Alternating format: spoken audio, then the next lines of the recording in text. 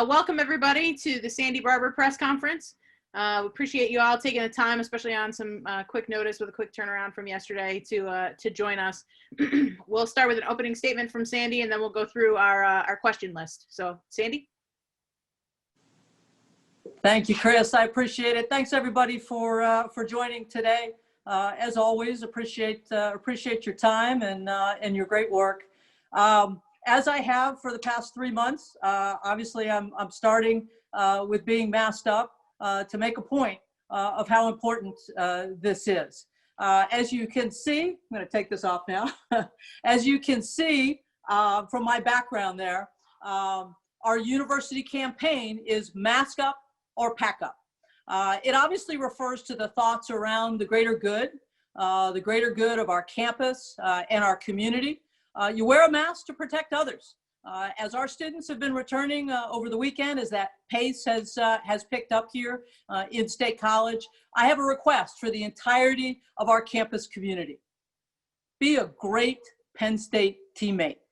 Wear a mask. Bring your A game. Make a play. And that play is to wear your mask.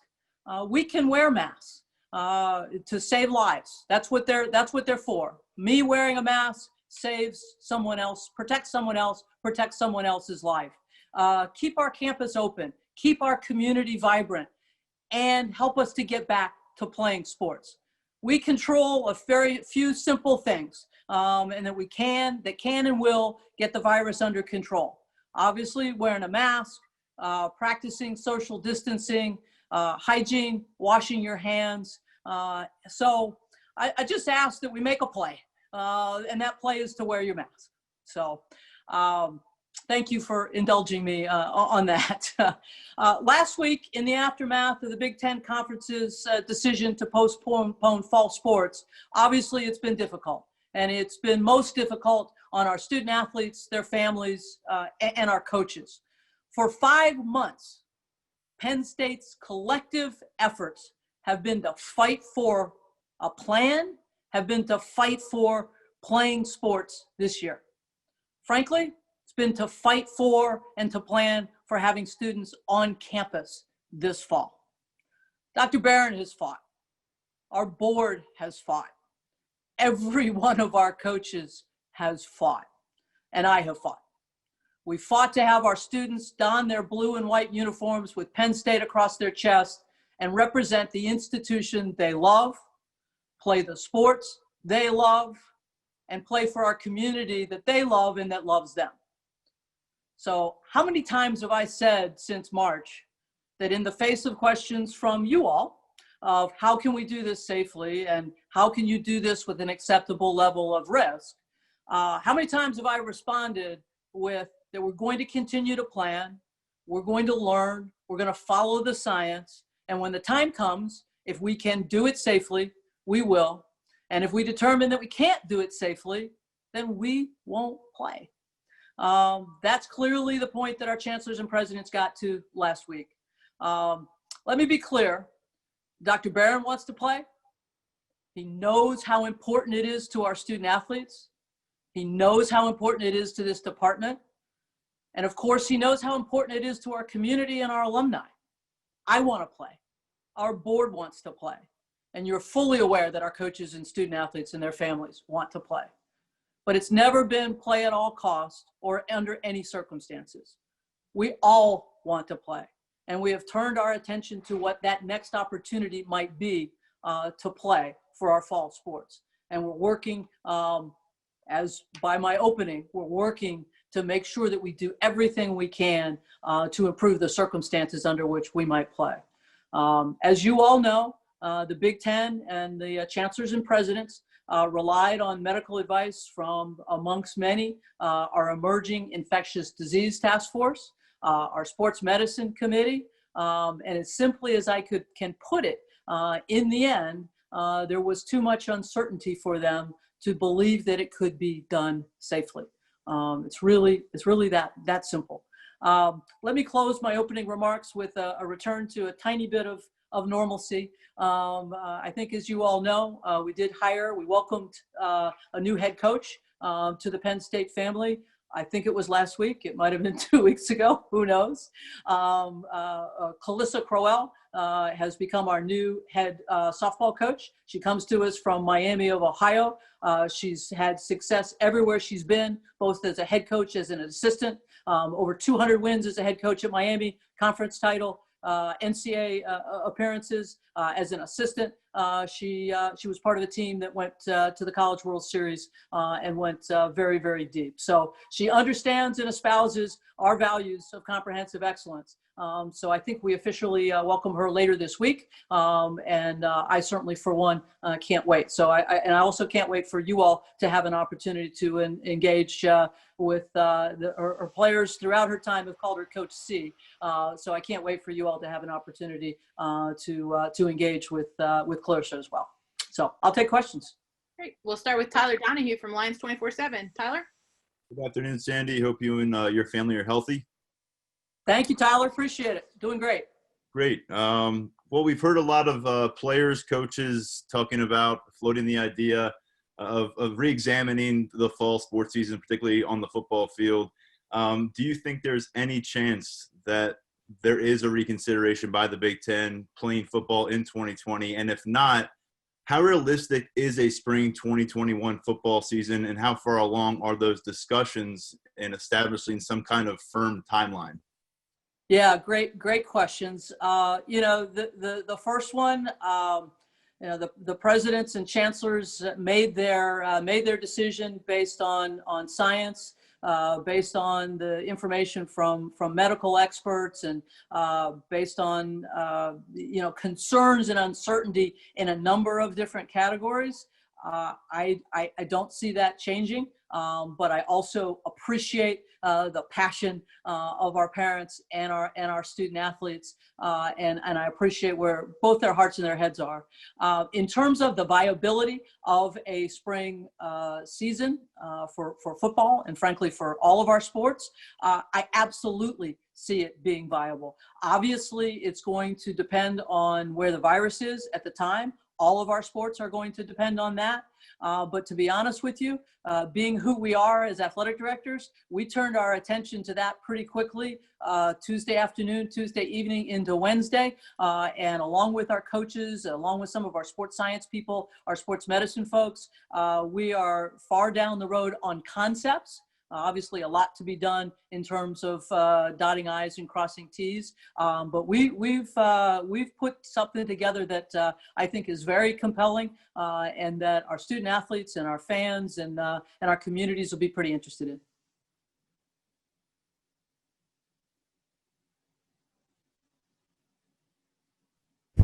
Mike? Hi, Sandy. Hey there. How you doing? Good, thank you. Your share from the Big Ten last year was around $55 million. What does that look like this fiscal year if there is no football in the spring? And what are your projections if there is football in the spring with that $55 million? Yeah, so that $55 million is a composite of all the different kinds of revenues that we get that flow through the Big Ten.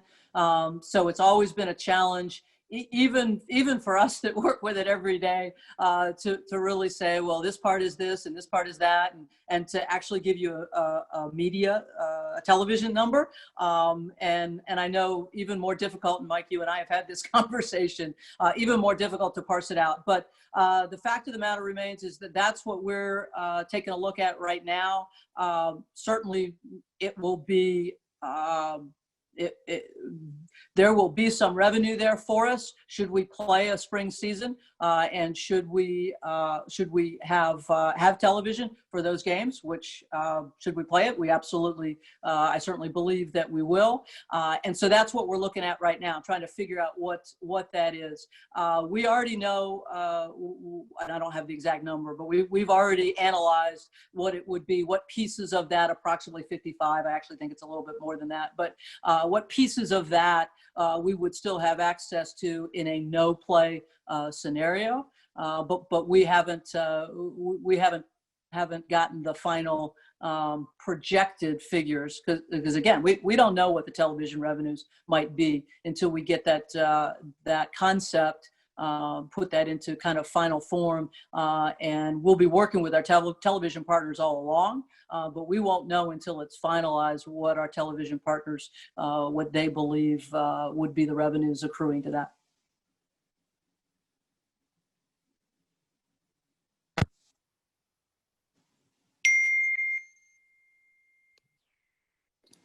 Hi, Sandy. How are you? I'm good. How is this, Dave? It is. I didn't can't hear see. my intro, but I guess I was told to unmute, so I'm unmuting. There we go. Good to see To elaborate on Tyler's question, there have been some pretty high-profile personalities, including our Urban Meyer, who have discarded the notion of spring football pretty much out of hand, while Jeff Brom put together a fairly intricate plan. Why do you think spring football can be played and then a following season in the fall without undue, intolerable injury to players, wear and tear to players? I guess that's the question. Yeah, so that's Dave, where we're going to rely on our sports science people. We're going to rely on our sports medicine folks. We're going to rely on the science to tell us. We've already had a lot of conversations about practice versus what kind of practice and how far could we take it back and have that be safe, frankly, and numbers of practices, types of practices, numbers of games in a spring season versus numbers of games in a fall season. So just like the decision around COVID, we're going to rely on the science. We're going to rely on our experts to tell us when something is too much. I certainly appreciate both Coach Meyer's position and Coach Brom's position and lots of others. Several of our coaches in this conference have put together their thoughts and on models that might work. But all that does is illustrate the same thing that we're all witnessing, is that for every issue here, that you're going to find people on to both extremes and everything in the middle in terms of what they believe the answer is. And they all believe they're right. So I'll respect that and gather information and make the best decisions we can. Can you hear me now? No? I can hear you. Okay. The last two said they couldn't hear me, so I thought maybe something went wrong with my speaker. So Heather Dinich, ESPN. Hey, Sandy, I was wondering if you could talk about how your conversations have gone with parents and the questions that they're asking, and how difficult it has been to explain the quick turnaround that happened to them. Because I've been talking to a lot of them too, and that's what I'm hearing from is what happened. From they got their schedule and the kids were excited, and then what happened? How have those conversations with parents gone from your chair? Yeah. Hi, Heather. How you doing? All right.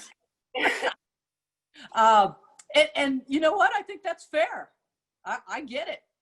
That's a question that I think naturally comes from this. To be very honest with you, I have not directly spoken to any of our parents in our sport of football. Coach Franklin and all of our assistants have done a fabulous job of staying engaged with our parents, and as have our coaches in other sports. I have had conversations with student athletes, and certainly they represent not only their own concerns, but those of their families. And I think it's exactly what you just said. That's what happened here? And certainly I've talked to them.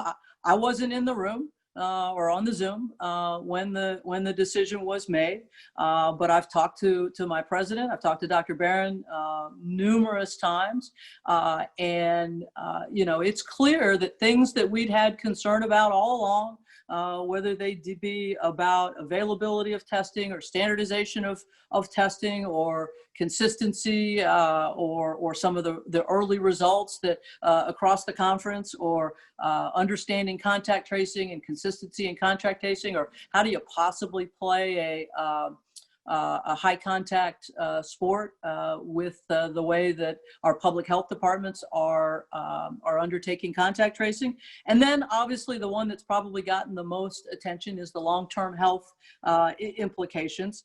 Those things all added up.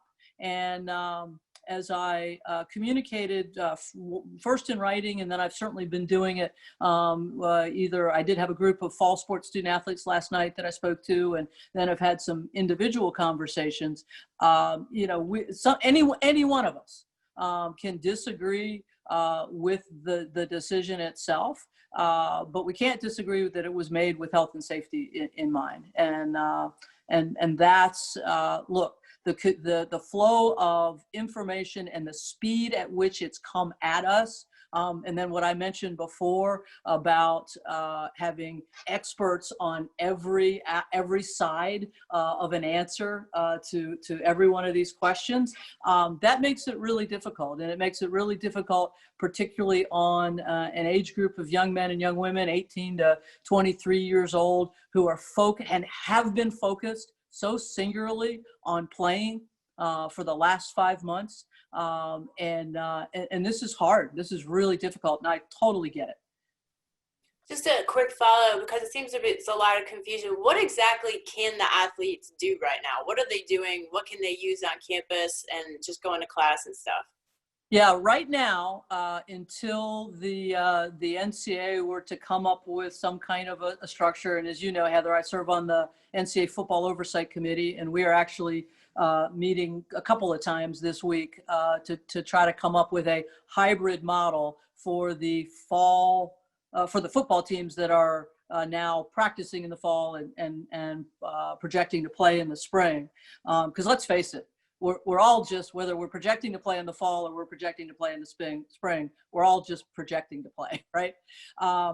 But it's right now they can do up to what any football program, talking about football, but we've also obviously got both soccers on campus, volleyball, our two cross countries, and field hockey.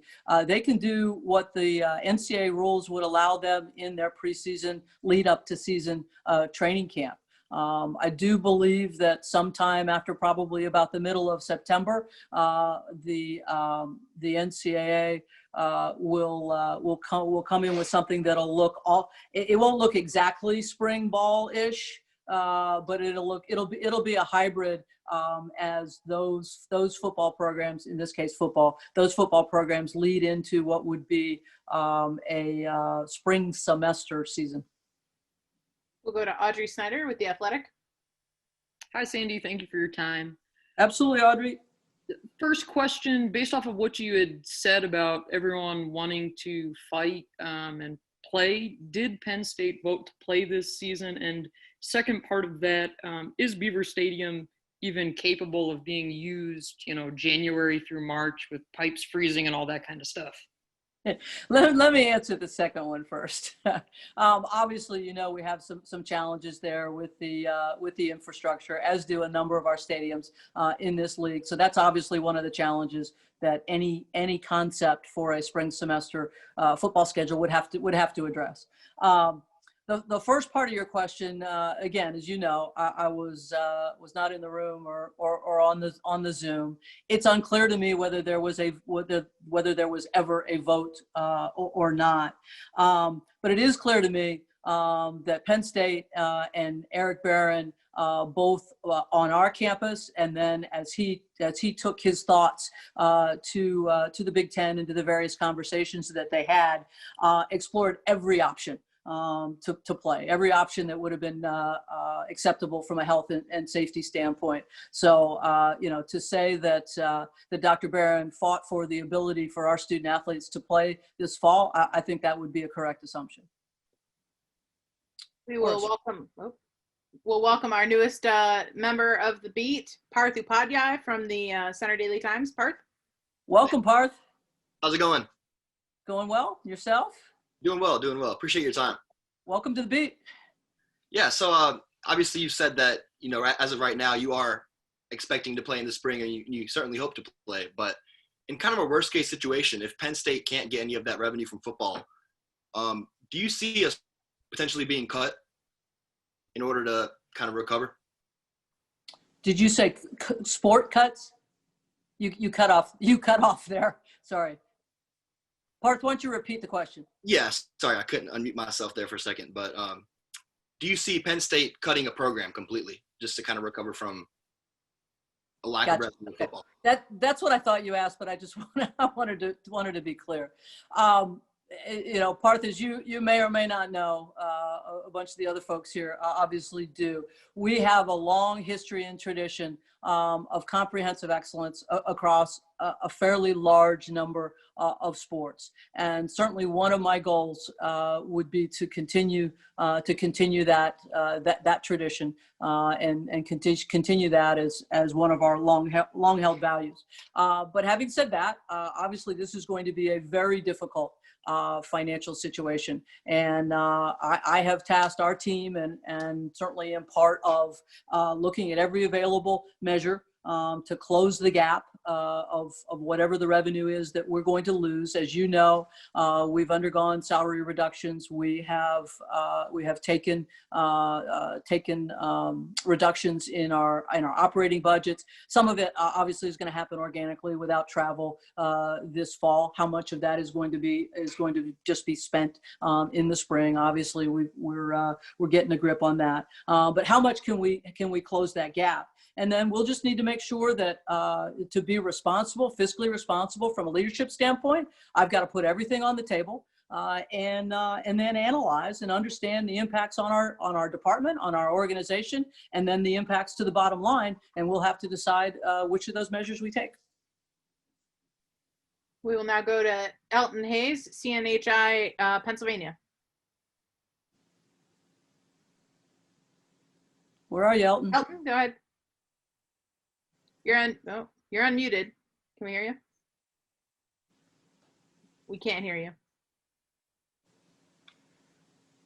We'll circle back to you, Elton. I can see you, Elton. But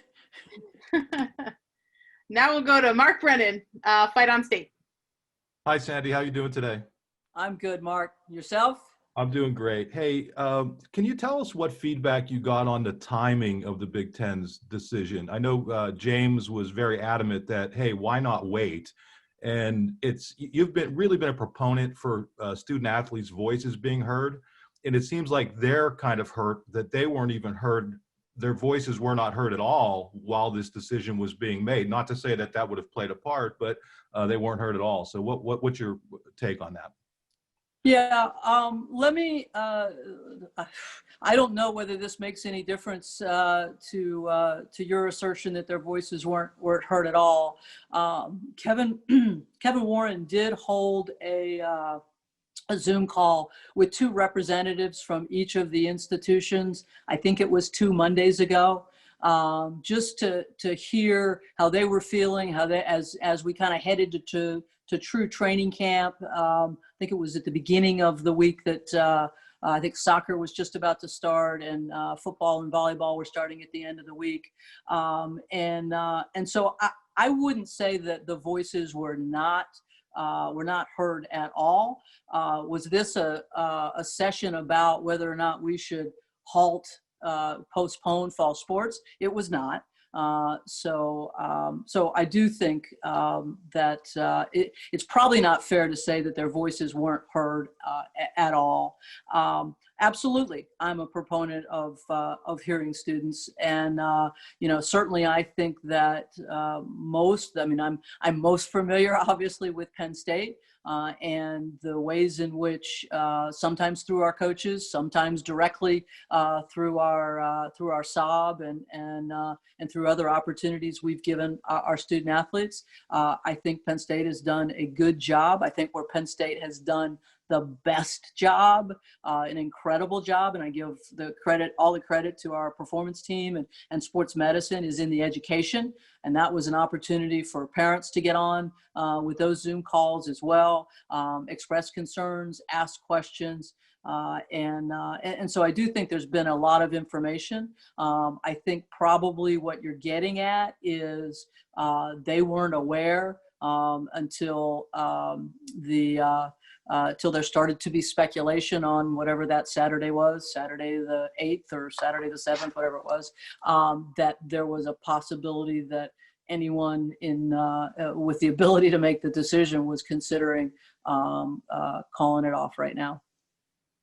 Donnie Collins, Times Tribune. Hi, Sandy. How you doing? Good, Donnie. How goes it? Pretty good. Not bad. The spring football season, in an ideal sense, what kind of discussions have you had about when that might start? I mean, we've heard coaches say earlier the better. I mean, I think the one plan said March. Have you guys kind of discussed that in relation to the impact on a potential fall 2021 season? Yeah, we have, and we've discussed it on the impact to fall 2021, the time distance, you want to consider players that get hurt in the spring of 20, which we take into consideration with spring ball too, right? What's going to be the interface with the NFL? How many of our NFL prospects would actually participate in a spring season? How many games are we going to try to play in the fall? It all interacts together. And as I said before, our kind of the guiding principle there is to play, yes, but also be guided by our sports science folks. And we've had lots of conversation certainly we've had conversation about number of games, but our experts have told us where we really need to focus is on the intensity of practice. How many practices, the intensity of the practice, what kind of practice. So those are the kinds of things that we're examining now. But there are pros and cons to earlier. There are pros and cons to later. We will. So like everything else in this situation. We will try Elton Hayes again. He thinks he's fixed, so we'll see what we got. Elton? Good. I'm good. That was user Welcome. error on my end, so my Welcome apologies. back, Elton. I'm back. I'm in the house. Sandy, thank you for doing this. It's good to hear from you. Football obviously gets a lot of attention around here as it's, Penn State football, but you've got championship-winning fall programs in women's volleyball, women's soccer. Was wondering, in conversations you've had with Coach Dombach and Coach Rose and some of those athletes, what are you hearing from them in terms of kind of the same challenges of moving their season to the spring? Just kind of what's been the, I guess, general topic of conversation and concerns from those coaches and those players? Yeah, great question, Elton. I appreciate it. You close your eyes and coaches are coaches. and I mean that in the most complimentary way. I was one. They want to play. And are they concerned about, again, particularly for us with 31 programs, and we're pretty heavy in the spring. I think 11, I can't remember, it's something like 11 of ours are true spring programs, with a number of our winter sports that particularly as successful as they are, go pretty deep into the spring. So there's been some conversation there about how we would schedule facilities and how we would do those kinds of things. But in the main, they're excited about an opportunity, excited about the ability to point for something, to train for something, to use the fall as true development, true player development. They're gonna look for the silver linings here. We all took a little pause middle of last week and had our little, I had my own little tantrum in my disappointment about that there wasn't going to be any fall sports. But then I think it was Thursday morning, I got up and we had our leadership team meeting, and I said, guys, I'm fired up. I'm fired up about the opportunity ahead. how we pull this off. It's going to take a lot of work, and not unlike the last 5 months, but how we do this, and I'm fired up to get stuff done. And I think our student athletes and our coaches, for the most part, have taken a very similar approach. Rich Scarcella, Reading Eagle. Hi, Sandy. How are you? I'm good, Rich. How you doing? I'm okay. Thanks for your time today. My pleasure.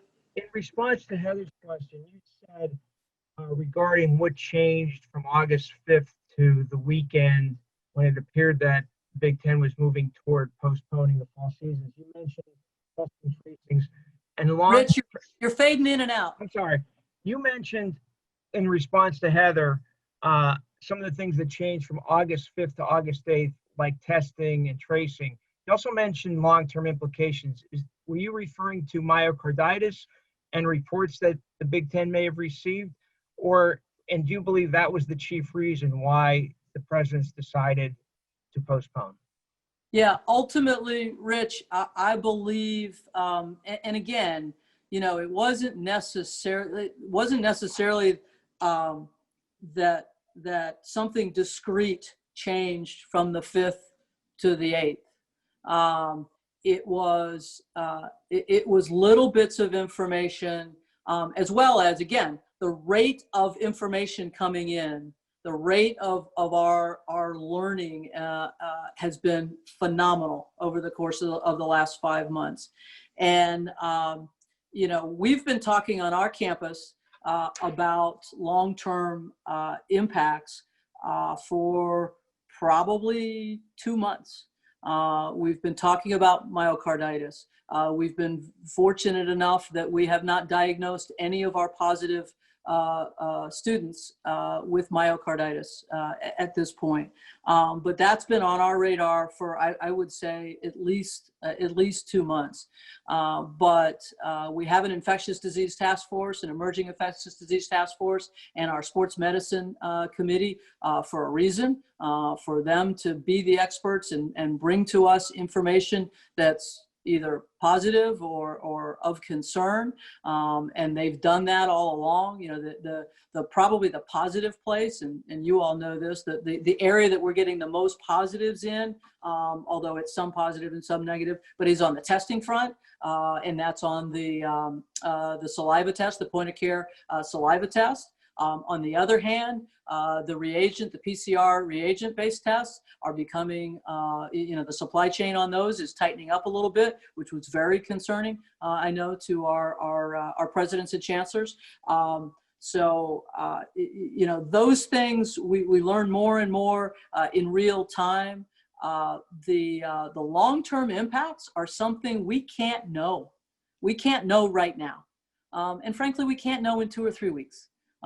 Either. So was that certainly a part of their decision? Absolutely it was. But it's, I wouldn't say it as a subject, maybe some of the information within it, but as a subject, I don't think it was new to any of our campuses or new to our presidents or chancellors.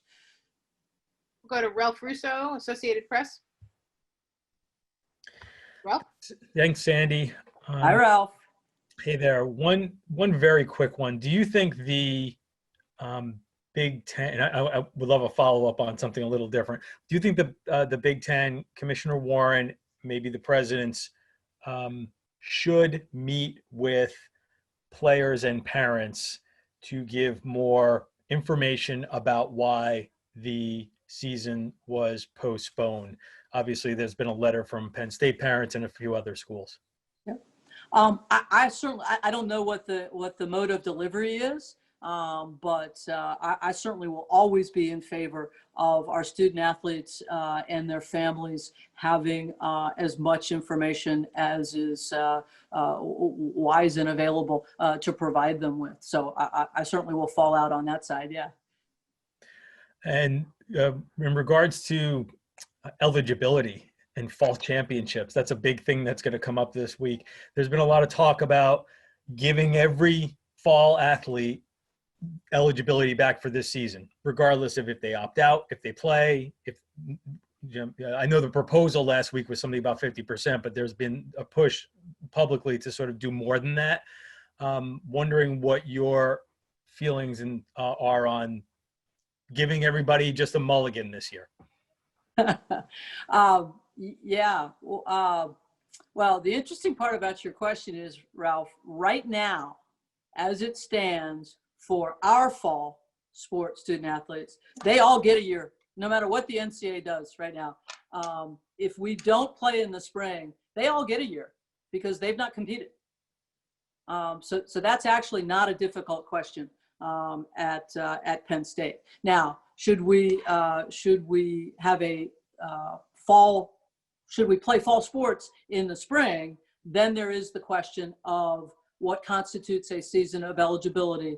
And although it's not been voted on yet, as you rightly pointed out, they're looking at 50% or less does not constitute a season.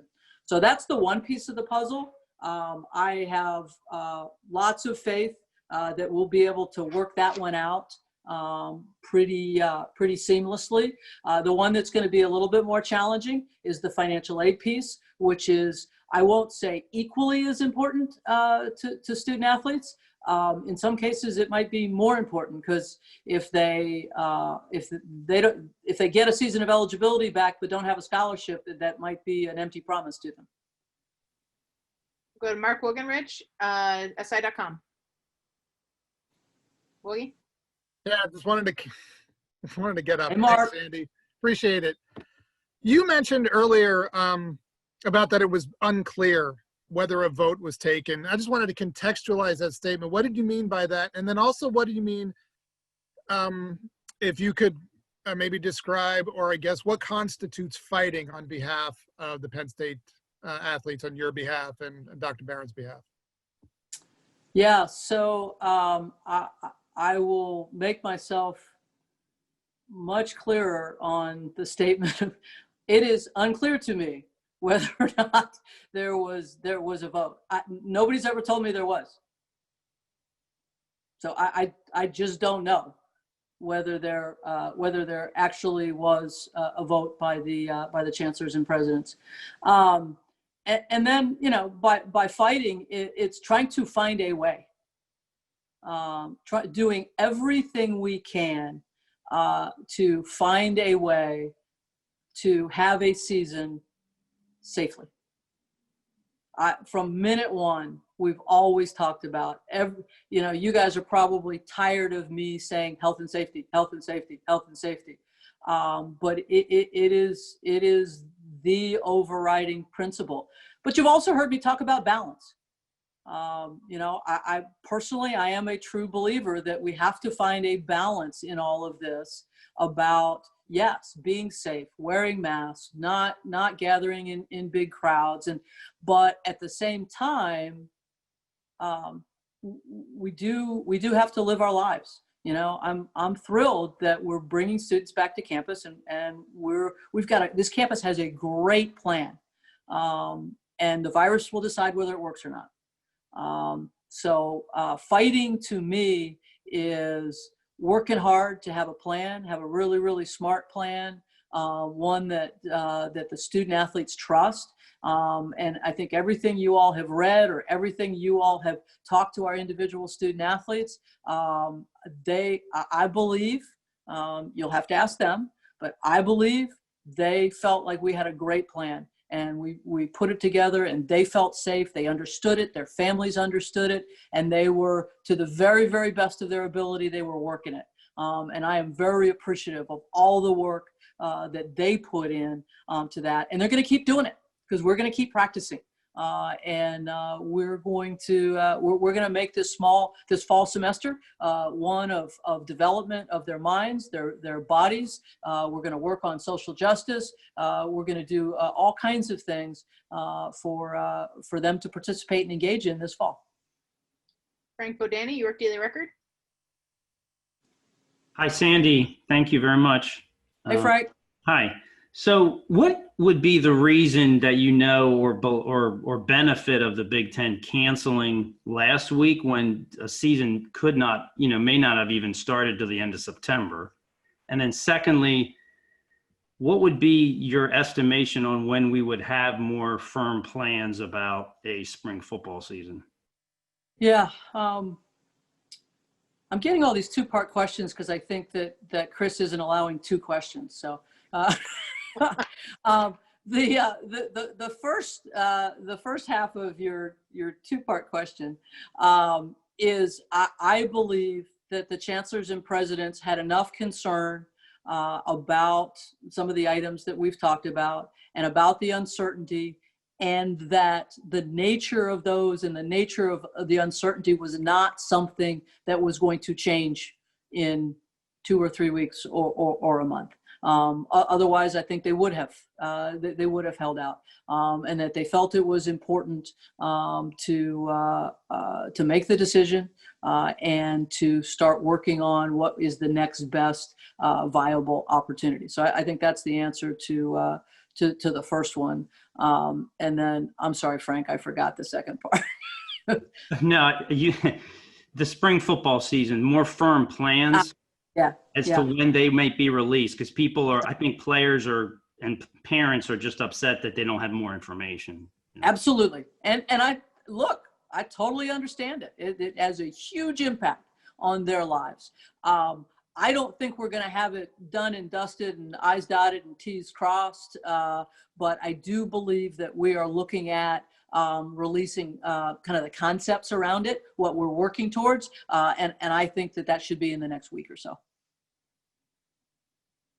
Adam Rittenberg, ESPN.com. Hey, Sandy, how are you? Adam, how goes it? Good, good. Hey, Sandy, I know you guys were on almost daily calls with Kevin Warren as ADs, but I know there's been a lot of questions. Not almost. Right. So I think we're on 113 now. Sure. So a lot of communication there. I guess a lot of people are wondering about the communication around this decision, though. And I know you weren't in the room. You're not a university president, but how do you assess the communication that was passed on from the Big Ten to everybody that needs to know around this decision, given how important it was? Yeah, well, given the importance of this, most of these conversations took place with the presidents. They were going to be the decision makers. So I think it's fair to say that Kevin's attention was with them. Now, having said that, obviously relationships between presidents and athletic directors are different across campuses, across our 14 institutions. Eric Barron and I talk almost daily. So there were lots of conversations between Eric and I about the nature of this decision, this issue, and getting him all the information he needed to make a really difficult and really important decision. Joe Giuliano, Philadelphia Inquirer. Hey, hello, Sandy. Thanks for your time today. Good to see you, Joe. Good to see you. Since the decision has been made, what has the tone of your conversations with Coach Franklin been like? And was there any consideration given to pursuing fall competition in a non-conference manner, such as Nebraska and Ohio State suggested? Yeah, the answer to your latter question is no, because that we're a proud member of the Big Ten. It was clear to me from the beginning that was not something that was part of our execution of rights. It's part of our membership as part of the Big Ten, and therefore, as much as we would have, again, we all want to play, but our presidents had determined that it wasn't safe to play. So that certainly was not something that we were going to pursue. Nate Bauer. And then my conversations with James. I think you can probably predict what those have been like. I mean, he's the head football coach at Penn State, and he loves his players. He loves them as young men. He loves them as student athletes. He loves them as athletes and competitors, and he aches for them. He aches for them and their opportunity, and for he and his staff that have put in incredible work. And but kind of that that a couple of day journey that I described for myself, he and his staff have gone through that as well, and now turn their attention on what a spring opportunity might look like. James has been part of a little committee that we've put together with a few athletic directors and a few coaches to really look at the viability of that, what it might look like, what the concept might look like. We've then taken that to some of our sports medicine and performance science folks, so he's put his attention there. But you know, like all successful coaches, he's going to look out for his players. He's going to fight for them. He's going to ache for them. He's going to hurt for them, and certainly that's where our discussions have been. Nate Bauer, Blue White Illustrated. Hi, Sandy. How are you? Hey, Nate, I can't see you. Are you what are you wearing? T-shirt, always. What color? Blue. Excellent. There we go. And you cannot say T-shirt always because you wear those. Pink. Yeah. Yeah. Hey, where are you in the planning stages for the winter sports, particularly basketball, as a, you know, obviously a second big revenue component there? And is bubbling a possibility? Like just the different nature of the sport, does that make a possibility? So, Nate, let me ask you this. What do you mean by bubble? A place where student athletes can be from different institutions in one location, whether that's one or multiple. Okay, good. Because people, you know, throughout this are using bubble differently. You know, I've heard lots of people, and I've probably used it myself, that when we had our 6 or 7 sports here over the summer, our fall sports, without other students with you know, pretty mild activity, we've called that a little bit of a bubble, right? So I just want to make sure I understood what your question was. I do not believe, Nate, that a bubble of the nature that you've described is viable for the season, for a basketball season. I do know both firsthand and thanks to you all in the media that the NCAA has looked at some of the concepts, that they've talked to the NBA about their bubble, that the NCAA has looked at it potentially for the tournament. I think that could be something that might be viable. But again, we're trying to have an in-residence opportunity for all of our students, and our student athletes are a part of that, and so that includes being in State College. We have time for a couple more questions before we let Sandy go. New bias, Wilborn, Pittsburgh Post-Gazette. Hi, Sandy. How's it going? Tobias, what's going on? Just trying to make it and survive in Pittsburgh and come to State College when I can. Well, be safe. Yeah, and speaking of that, I was up there for a little bit, and the Happy Valley board said, you know, there's a potential $70 million loss without having the football games this fall and everything of that nature. What is there any responsibility or what kind of conversation have you guys been having with the community, Center County, and the whole area to kind of try to find ways to maybe help each other recoup the losses that will come from not having a fall season? Yeah, Tobias, I'm glad you asked that, and I appreciate it because it's not something that I talked about enough in my opening remarks. And you know, this is a community that obviously benefits greatly from 7 football Saturdays in a fall, and without those, that's going to be really difficult. Without Penn State in session, that would be really, really difficult. So we athletics have not necessarily had individual conversations. The campus has been about how we can, what kinds of things can we do to help each other. As you very well know, we've had a number of initiatives, I won't call them campaigns, but initiatives this summer to encourage folks to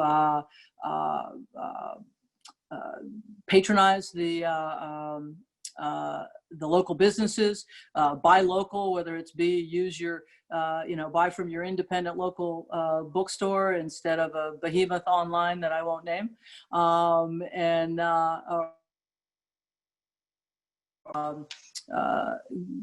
Do takeout with the restaurants only doing takeout. Do takeout, and so we've done a number of things there. We've done a number of things to keep our fans engaged and kind of keep their spirits up.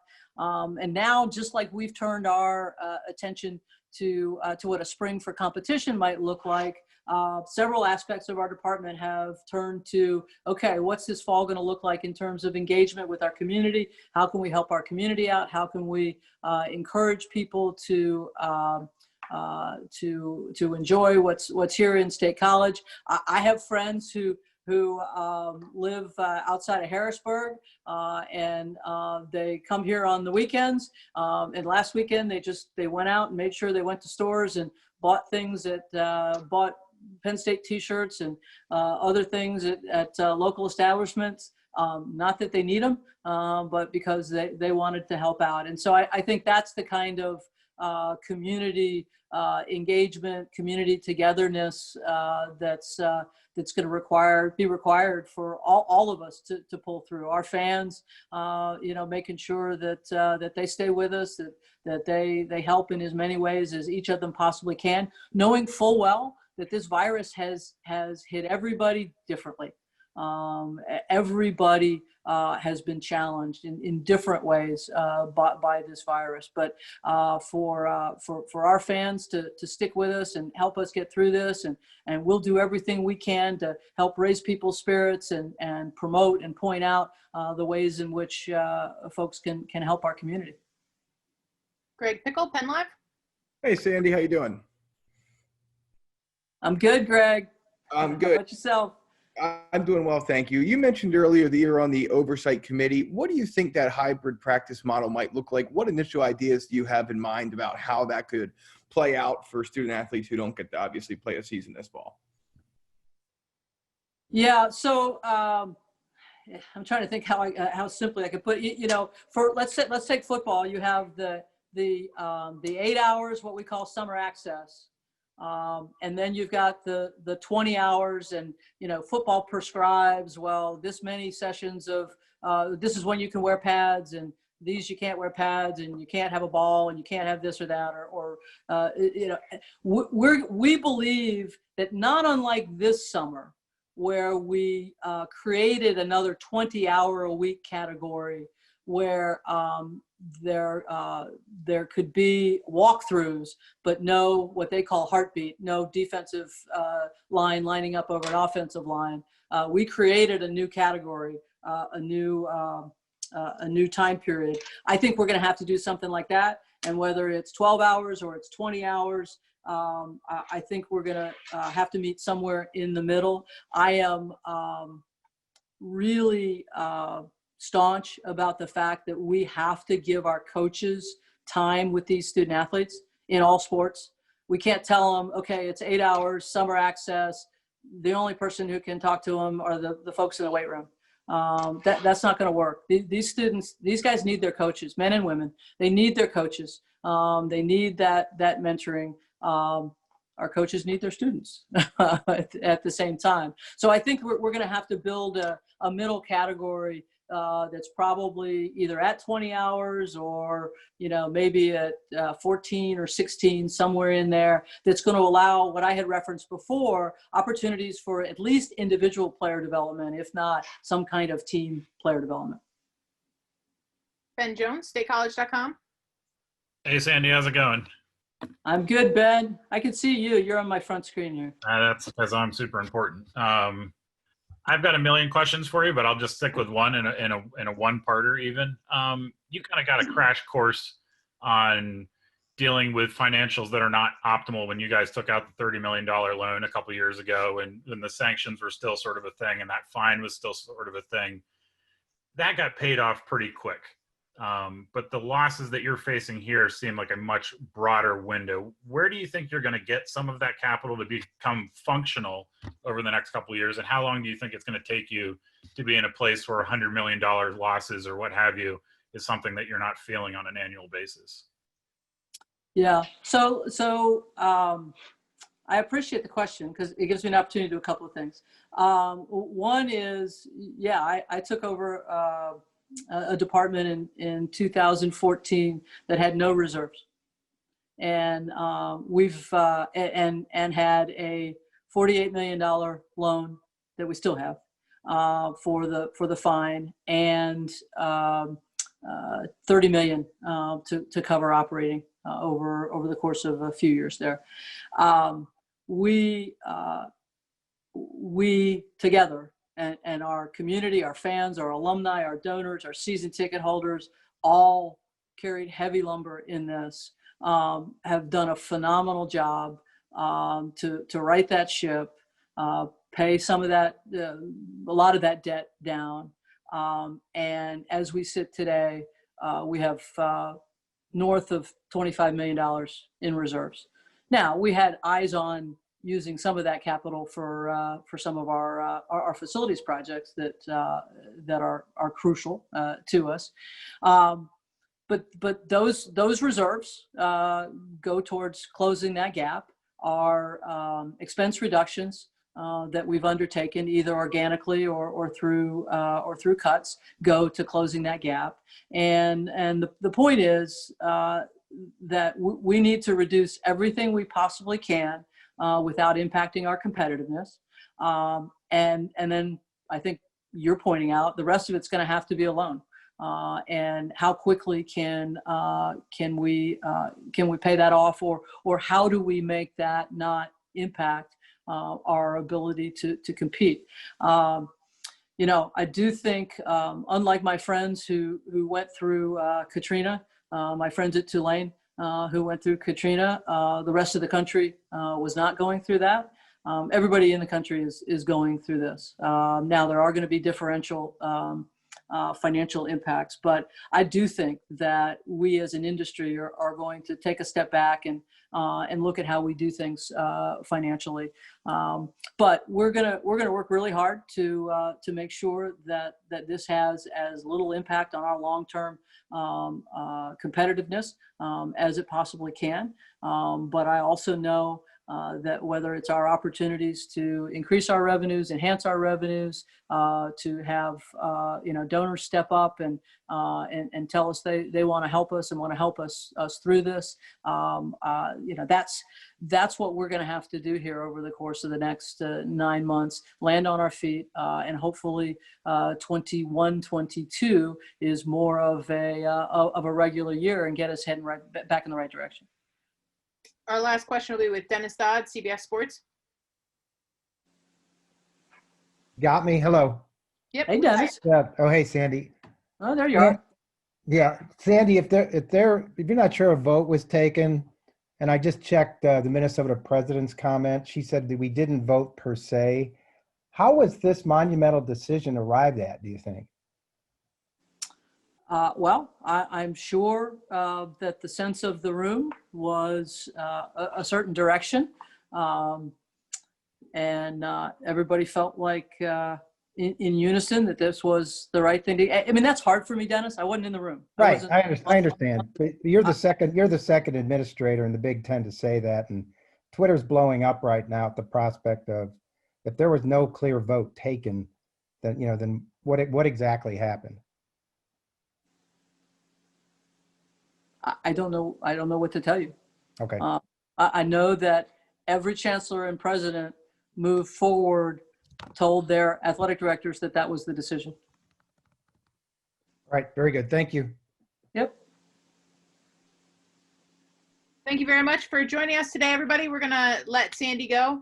Appreciate your time, and everybody have a great day and stay healthy.